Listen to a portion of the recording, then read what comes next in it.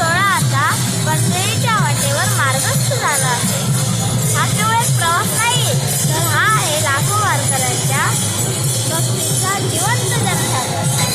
अख्खं महाराष्ट्र या संत ज्ञानेश्वर माऊलींच्या रथापुढे नतमस्तक होतोय. मित्रांनो, अवघी सृष्टी विठ्ठलमय झाली आहे.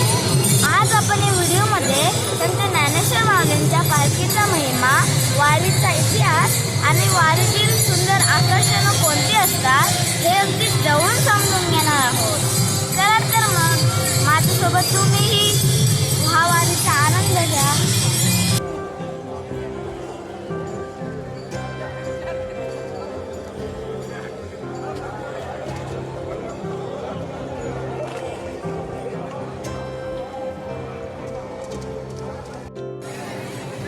मित्रांनो, संत ज्ञानेश्वर माऊलींचा हा पालखी सोहळा जगातील सर्वात शिस्तबद्ध आणि सुंदर सोहळा मानला जातो.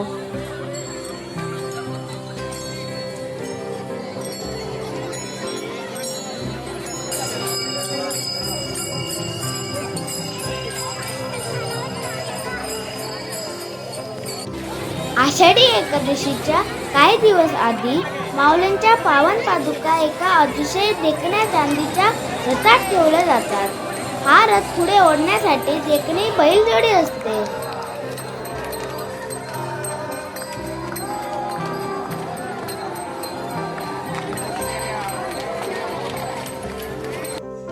पालखी निघण्याच्या आदल्या दिवशी आळंदीतील वातावरण बघण्यासारखं असतं.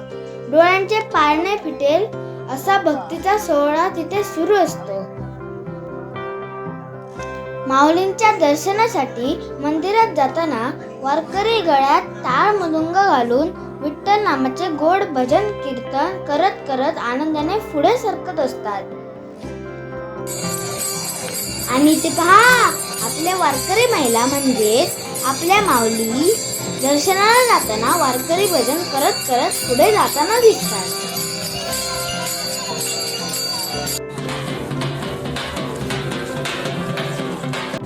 आणि याच अलंकापुरीत कस्तन सोहळ्याच्या दिवशी एक अत्यंत अलौकिक आणि दिव्य चमत्कार पाहायला मिळतो.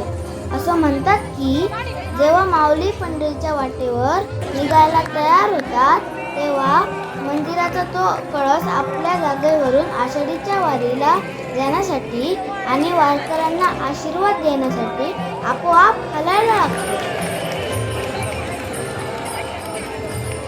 माऊलींच्या मंदिराचा तो कळस हलताना पाहण्यासाठी लाखो वारकरी डोळ्यात आनंदाश्रू आणून दोन्ही हात वर करून ज्ञानोबा माऊलींचा अखंड जयघोष करत असतात. भर ऊन पावसात एकटक कळसाकडे बघताना संपूर्ण आळंदी नगरी भक्तीच्या रंगात न्हाऊन निघते. मित्रांनो, पालखीच्या दिवशी आम्ही सुद्धा हा पवित्र कळस हलताना पाहण्यासाठी आळंदीला गेलो होतो.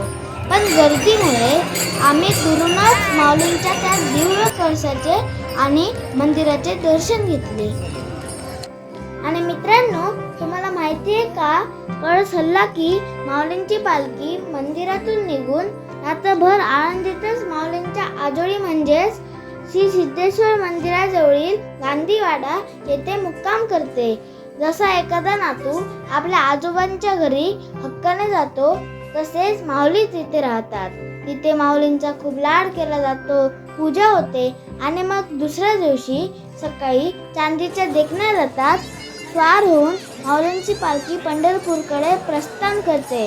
हा रथ पुढे ओढण्यासाठी देखणी बैलजोडी असते.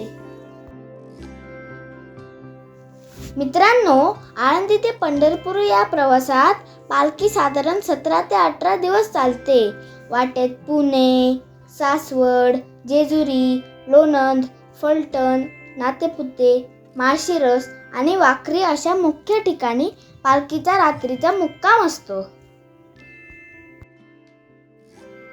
आणि हो, पालखी फक्त रात्रीच थांबते असं नाही, तर रोज सकाळी आणि दुपारी वारकऱ्यांच्या विश्रांतीसाठी वाटेत वेगवेगळ्या गावांमध्ये थांबते. याला दुपारचा विसावा किंवा न्याहारीचा विसावा म्हणतात. तिथे सगळे वारकरी थोडा वेळ विश्रांती घेतात, जेवण करतात आणि पुन्हा ताजेतवाने होऊन पुढच्या प्रवासाला निघतात.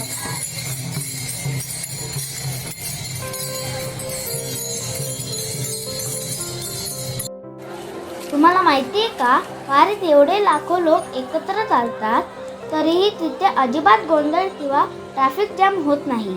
याचं कारण म्हणजे वारीची कडक शिस्त. या वारकऱ्यांच्या वेगवेगळ्या ग्रुप्सला दिंडी म्हणतात. माऊलींच्या रथाच्या पुढे आणि मागे अशा दोन्ही बाजूंना शिस्तीत दिंड्या चालतात. प्रत्येक दिंडीला एक स्वतंत्र नंबर दिलेला असतो आणि त्यानुसारच सर्व दिंड्या ओळीने चालतात.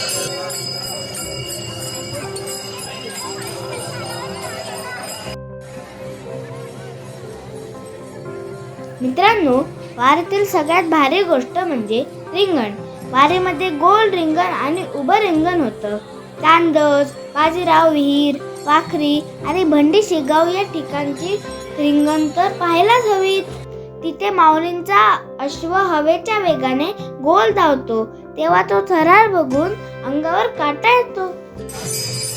मित्रांनो, आता मी तुम्हाला वारीतील काही सुंदर आकर्षण सांगतो.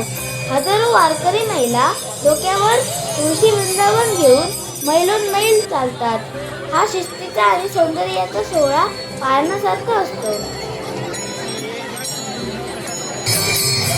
विठ्ठलाच्या भक्तीत दंग होऊन अनेक वारकरी माऊलींच्या रथापुढे लोटांगण घालत जातात, तर काही जण हवेत उंच उड्या मारत नाचतात.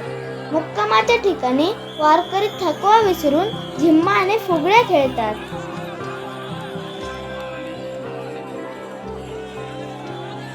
आणि हो, वारीत काही लोक पारंपरिक वासुदेव बनून येतात. डोक्यावर मोरांच्या पिसांची टोपी, हातात चिपळ्या आणि गळ्यात कवड्यांची माळ घालून जेव्हा हे वासुदेव दान पावलं माऊली म्हणत गोल गिरकी घेत नाचतात, तेव्हा त्यात महाराष्ट्राची लोकसंस्कृती दिसून येते. आणि सगळ्यात महत्त्वाचं आकर्षण म्हणजे माऊलींचा अश्व म्हणजेच पवित्र घोडा. जेव्हा हे अश्व चालतात तेव्हा त्यांच्या पावलांची माती वारकरी अत्यंत श्रद्धेने आपल्या कपाळाला लावतात. मित्रांनो, या वारीमध्ये वारकऱ्यांच्या सेवेसाठी इमर्जन्सी मेडिकल सेवा, मोफत खाण्यापिण्याची सोय आणि मोबाईल चार्जिंगच्या गाड्या सुद्धा जागोजागी उपलब्ध असतात.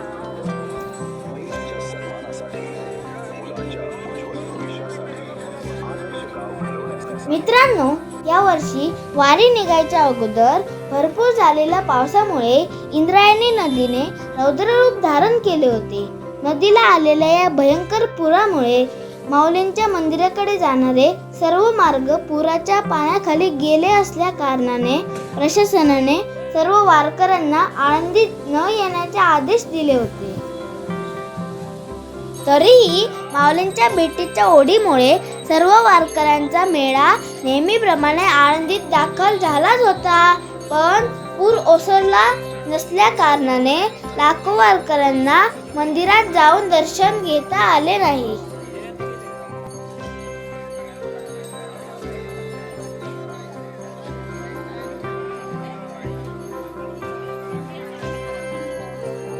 पण मित्रांनो, चमत्कार असा की माऊलींच्या आणि विठ्ठलाच्या कृपेने पूर ओसरला आणि पालखी मार्ग मोकळा झाला आणि माऊलींची पालखी नेहमीप्रमाणे मोठ्या उत्साहात पंढरपूरकडे प्रस्थान झाली.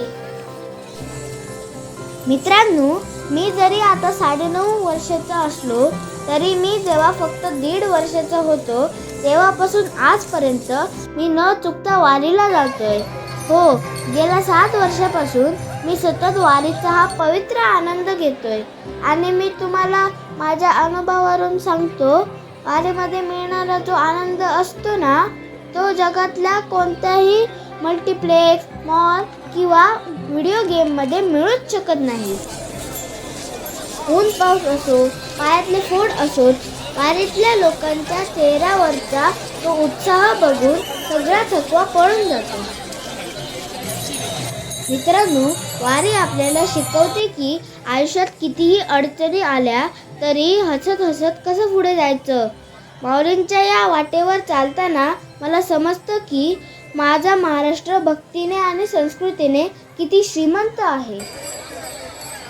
आणि हो मित्रांनो, आजच्या व्हिडिओमध्ये तुमच्यासाठी एक प्रश्न आहे. मित्रांनो, संपूर्ण वारीमध्ये माऊलींच्या रथासोबत 2 अत्यंत पवित्र आणि मानाचे अश्व चालत असतात.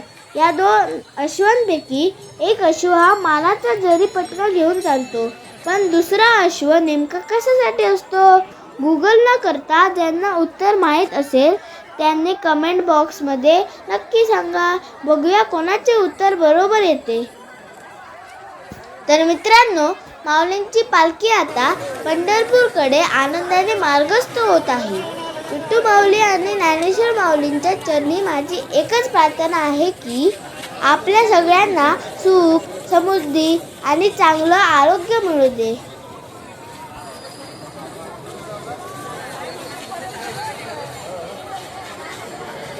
मित्रांनो, तुम्हाला माझा हा पालखी सोहळ्याचा व्हिडिओ कसा वाटला? तुम्ही कधी वारीमध्ये गेला आहात? मला कमेंट करून नक्की सांगा. व्हिडिओ आवडला तर व्हिडिओला लाईक करा, आपल्या मित्रमैत्रिणींना शेअर करा, जेणेकरून त्यांनाही घरात बसून वारीचे आणि पालखीचे दर्शन होईल. धन्यवाद. माऊली रामकृष्ण.